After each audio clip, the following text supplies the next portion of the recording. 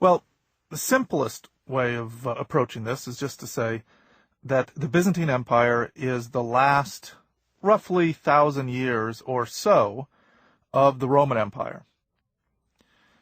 In other words, the Roman Empire, which began in the 8th century BC, or at least the Roman state does, and then grows all across the Mediterranean during the ancient world, had fallen on pretty hard times by the 3rd and 4th centuries AD.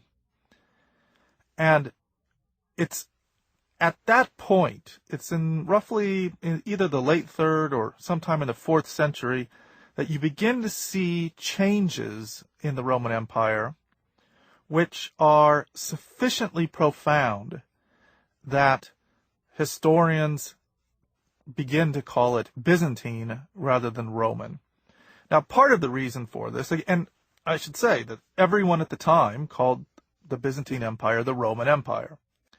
But where it really comes from is the period of the Enlightenment, particularly in the 18th century, when a lot of history was being chopped up into pieces by Enlightenment historians.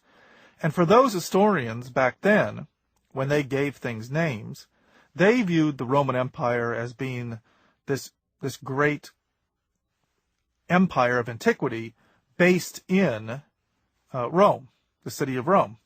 It's logical. And the fact that the empire continued for well over 1,000 years after Rome had already fallen in the West, after there was no more empire in Western Europe, was a bit of a difficulty for them. And so rather than just simply continuing to call it Roman, they viewed this as not really truly Roman. There were enough things about it that, in their view, didn't make it worthy of the name Roman. And so they developed this term Byzantine. What are the primary characteristics when we talk about Byzantine Empire? What are the things that make it different than the Roman Empire, which is what it is, after all? One is the fact that there's no Rome. In most of the Byzantine history, the Byzantine Empire doesn't actually have the city of Rome in it, because it's already fallen to the Germanic barbarians.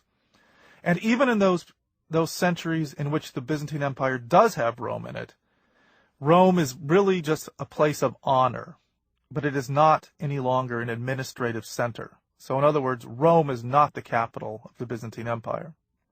And therefore, another characteristic of the Byzantine Empire that sets it apart from the Roman Empire is that power is now based in the Eastern Mediterranean and not in the Western Mediterranean.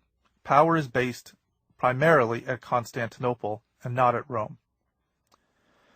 Another characteristic is a dominance of Greek culture and Eastern perspectives in Byzantine history, rather than Latin culture and Western perspectives that predominated in much of the history of the Roman Empire. And a final characteristic, or primary characteristic, of what makes the Byzantine Empire is the integration of Christianity into the social and political fabric of the empire.